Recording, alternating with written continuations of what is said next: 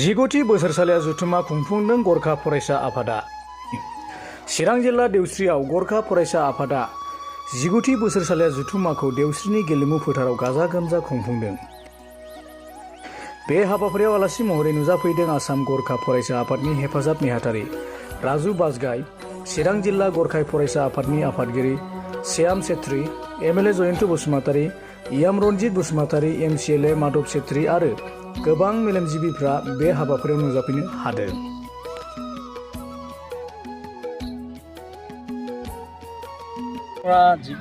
কৈছিল যে জাতি মাটি ভেটি ৰক্ষা কৰি যে গোৰ্খাসকলৰ এনেকৈ জাতি মাটি ভেটি ৰক্ষা কৰিব লাগে। আপোনালোকে মুখেৰে ক'লে মাত্ৰ নহ'ব, গোৰ্খাসকলৰ যি দাবী আছে জাতি মাটি ভেটি যে আমাকো গোৰ্খা সাহিত্যখন লাগে, এই দাবী সোনকালে পূৰণ কৰি দিব লাগে বুলি আমি অনুৰোধ কৰোঁ। বহুত সময়ৰ সংঘৰ্ষ কৰি আছোঁ, কিন্তু আমি দেশৰ কাৰণে জাতিৰ কাৰণে আমি বলিদান আমাৰ শ্বহীদ হৈ আছে। ভাৰত মাতৃৰ ৰক্ষাৰ কাৰণে গোৰ্খা জাতি সদায় প্ৰহৰীৰ দৰে ভূমিকা নিৰ্বাহ কৰি আছে। তথাপিও আমাৰ যোনটো আমি সজৰে আমি দাবী উত্থাপন কৰা আমাৰ গোৰ্খা সাহিত্য এখন আজিলৈকে পূৰণ হোৱা নাই। ষ্টুডেণ্ট কাৰণে আমাৰ দাবী আছে যে মানে গোৰ্খাসকলে যিটো নেপালী এমাইল পঢ়িব লাগে, নিজৰ মাতৃভাষা অধিকাৰ যিটো ৰাষ্ট্ৰীয় শিক্ষা নীতিটো আছে যে নিজৰ মাতৃভাষাতে পঢ়িব লাগে। কিন্তু অসমত আজিলৈকে মাতৃভাষাৰ যোনটো এমাইল নেপালী এমাইলৰ পোষ্ট ক্ৰিয়েট কৰা নাই। আমি এইটো উত্থাপন কৰোঁ যে গোৰ্খাসকলৰ যোনটো নিজৰ ভাষা ৰক্ষাৰ কাৰণে নেপালী এমাইল মানে স্কুলত দিব লাগিব।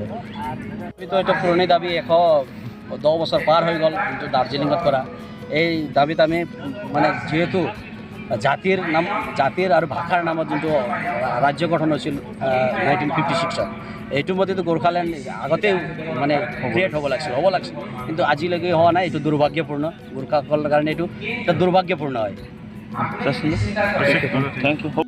আজি সদৌ অসম গোৰ্খা ছাত্ৰ সন্থা চিৰাং জিলা সমিতিৰ 19তম দ্বিবাৰ্ষিক অধিৱেশন হয়।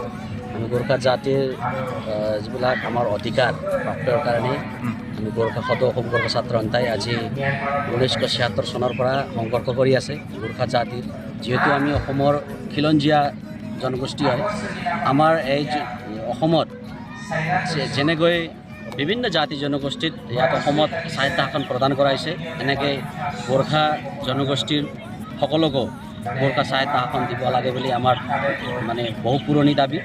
এই দাবী পূৰণ কৰিব লাগে বুলি আমাৰ আন্দোলন অব্যাহত আছে।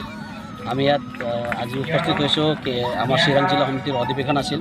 এই অধিৱেশনত বিভিন্ন প্ৰস্তাৱসমূহ ইয়াত কৰা হৈছে, প্ৰস্তাৱ লোৱা হৈছে। আমাৰ সদৌ অসম গোৰ্খা ছাত্ৰ সন্থাৰ আৰু 2 নম্বৰ আমাৰ দাবী আছে গোৰ্খা জনগোষ্ঠীক অনুসূচিত জনজাতি শিডিউল ট্ৰাইব হিচাপে ঘোষণা কৰিব লাগে বুলি।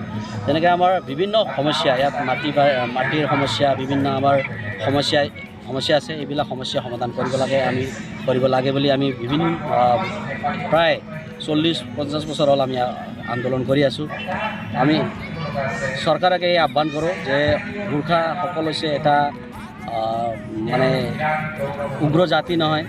আজিৰ পৰা আপোনালোকে দেখি আহিছে যে ভাৰতৰ স্বাধীনতা আন্দোলনৰ পৰা অসম আন্দোলন হ'ল, BTC হ'ল, বিভিন্ন আন্দোলনত আমি ইয়াত সহবাস্থান কৰি আমি ইয়াত এই মাটিৰ কাৰণে আমি যুঁজি আছোঁ, সকলোকে সহায় কৰি আছোঁ জাতিৰ কাৰণে, দেশৰ কাৰণে।